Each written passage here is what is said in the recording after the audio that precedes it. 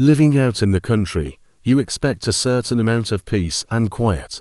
That's why I bought my ranch, a sprawling piece of land with a single, long dirt road leading to my house.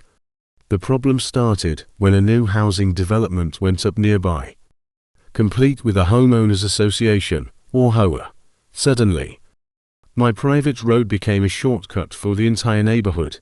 I put up signs, private property, no trespassing. Did they work? Of course not. People just drove right past them. The main culprit was a woman I'll call Karen.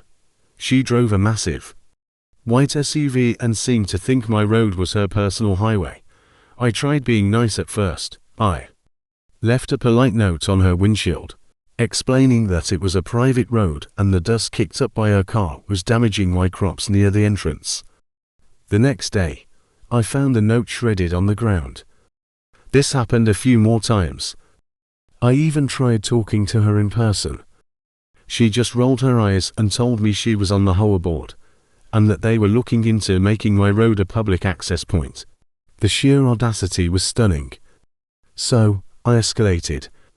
I installed a simple chain link gate. It was more of a visual deterrent than a real barrier.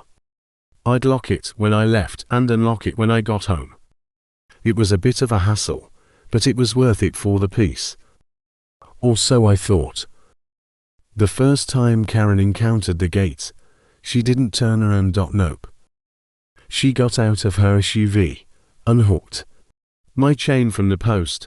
I guess I hadn't used a strong enough lock, and drove right through, leaving the gate wide open. I found out later from a neighbor that she'd been bragging about it in the community group chat, calling my gate a flimsy suggestion. That's when I knew I had to up my game. I invested in a heavy-duty steel gate, the kind you see at industrial sites. It was thick, solid, and came with a lock that couldn't be easily broken. I thought, surely, this will stop her. For a week, it was blissfully quiet. The shortcut traffic stopped entirely. Then, one Saturday afternoon, I heard a loud crash. I ran outside to see Karen's white SUV wedged against my new gate. She had tried to ram it. The front of her car was completely crumpled, the bumper hanging off, and steam was pouring from under the hood. My gate, it had a few scratches, but it was otherwise perfectly fine. She was screaming into her phone, presumably at the police, claiming I had illegally blocked a public road and caused her to crash. When the sheriff's deputy arrived, he was incredibly professional. He listened to her tirade, then calmly walked over to me. I showed him my property deeds, the survey map clearly marking the road as part of my land, and the private property signs that were still posted. I even showed him photos of her car from previous days when she had trespassed. The deputy looked at the evidence, looked at her wrecked SUV, and then looked at Karen. He explained to her, in very simple terms, the concept of private property. He pointed out the signs she had ignored and informed her that not only was she trespassing, but she had also willfully destroyed my property, the first gate, and then destroyed her own property by driving into a stationary object. She was furious, demanding he arrest me. The deputy just sighed and told her she was lucky I wasn't pressing charges for trespassing and vandalism. He wrote her a hefty ticket and had her car towed away. Word got around the neighborhood fast. Apparently, Karen had to explain to the HOA and her insurance company why her car was totaled after she tried to ram a gate on private property. The story, with all the juicy details, became a local legend.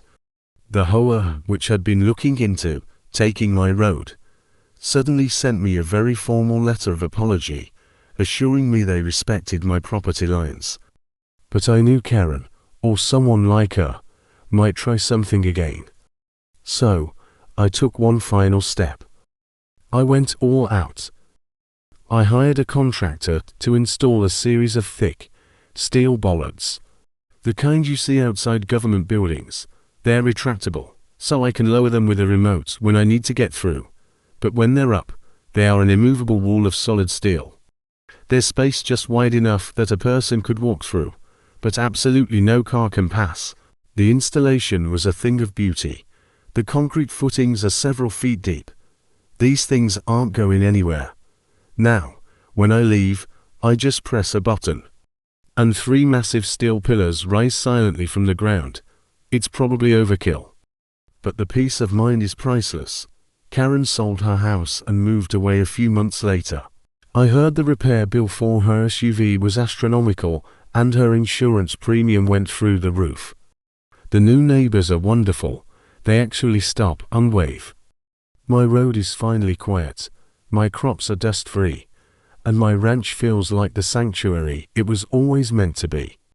Sometimes, a good fence, or in my case, a set of impenetrable steel bollards, really does make good neighbors, or at least gets rid of the bad ones. Thanks for listening to my story. If you've ever had a run-in with an HOA or a neighbor from hell, let me know in the comments below. I'd love to hear your stories, and if you enjoyed this, don't forget to hit that subscribe button for more content. See you next time.